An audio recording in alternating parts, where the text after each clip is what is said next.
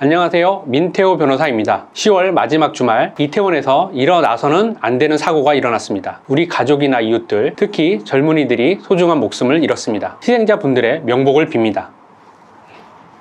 저는 변호사이자 예전에 국가배상 소송 업무를 직접 수행해본 경험을 살려 국가배상 가능성을 살펴보고자 합니다. 먼저 이번 사건을 두고 형사적인 처벌을 하려고 한다면 사고 책임자에게 직무유기죄나 업무상 과실치사상죄를 물을 수는 있어요. 그러나 현재는 사고 책임자가 누군지, 사고를 유발한 자를 딱 특정하기 어렵고요. 고의나 과실에 대한 책임 부분도 매우 불확실하기 때문에 형사책임 문제는 변론으로 하겠습니다. 하지만 희생자분들의 유족이나 현장에서 다치신 분들은 민사책임, 특히 국가를 상대로 손해배상 청구가 가능해 보입니다. 국가배상법 제2조 1항에서는 국가나 지방자치단체는 공무원 직무를 집행하면서 고의 또는 과실로 법령을 위반하여 타인에게 손해를 입히거나 손해배상 책임이 있을 때에는 그 손해를 배상하여야 한다고 규정하고 있습니다. 따라서 국가가 고의 또는 과실이 있었는지를 판단하게 되는데, 이걸 판단할 때 보는 게 국가가 사고를 사전에 예견할 수 있었는지예요. 이번 사건에서 국가가 사고를 사전에 예견할 수 있었다는 근거는 다음과 같습니다. 첫째, 매년 할로윈 행사가 이태원에서 열리고 수많은 인파가 몰린다는 것은 국가나 지자체는 누구나 예상할 수 있었을 것입니다. 둘째, 용산구는 참사 사흘 전 9월 26일 이태원 역장과 상인회와 할로윈 대비 간담회를 열었고 9월 27일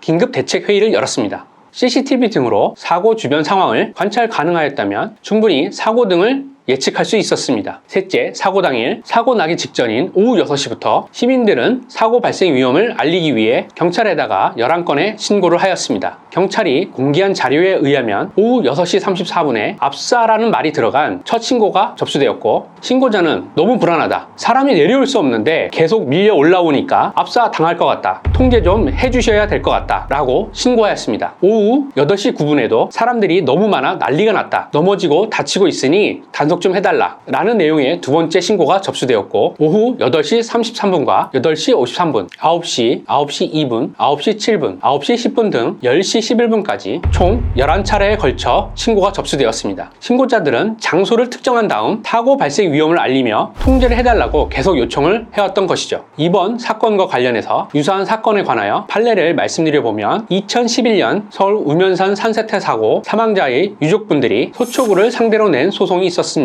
이때 대법원은 서초구가 산림청 홈페이지에 산사태 주의보 경고를 발령했거나 대피 방송을 했다면 사고를 막을 수 있었을 것이라며 배상 책임을 인정했었는데요. 저는 이번 이태원 참사의 경우도 국가 배상 의무가 따를 것이라고 보고 있습니다. 앞서 설명드린 법리와 근거들을 적용했을 때 이 사건은 사고 발생의 충분히 예상 가능한 상황임에도 불구하고 국가가 사고 예방을 위한 구체적 조치를 하지 않은 잘못이 있다고 판단되기 때문입니다. 경찰청과 대통령이 대국민 사과를 하였으나 결론적으로 국가 배상의 방향으로 나아갈 것이라고 봅니다. 민사적인 배상이죠. 여기서 누군가에게 직무유기에 대하여 형사 책임까지 물으려면 관련 책임자들의 직무유기에 대한 근거가 있어야 하는데요. 최근 시민단체가 당시 캠핑장에 가서 잠들어 있었던 윤희근 경찰청장 등을 직무유기 혐의로 고발하였으나, 직무유기가 성립되려면 공무원이 업무를 게을리한 차원을 넘어 사실상 업무를 포기한 수준 정도가 되어야 합니다. 물론 앞으로 조사가 더 이루어져야 하므로 섣불리 단정할 수는 없습니다. 다만 지금까지 판례들을 보았을 때 형사처벌될 가능성은 크지는 않다는 생각입니다. 잘못한 사람이 있다면 책임을 지고 처벌이 되는 것이 맞습니다. 그러나 이러한 부분들이 사건의 본질을 흐려서는 안 되겠죠. 현재 상황이 정말 참담하고 제가 감히 유족분들의 심정을 짐작할 수는 없을 것입니다. 다만 저의 영상이 현재 상황에서 조금이나마 도움이 되셨으면 하는 바람입니다. 여기까지 민태호 변호사였습니다.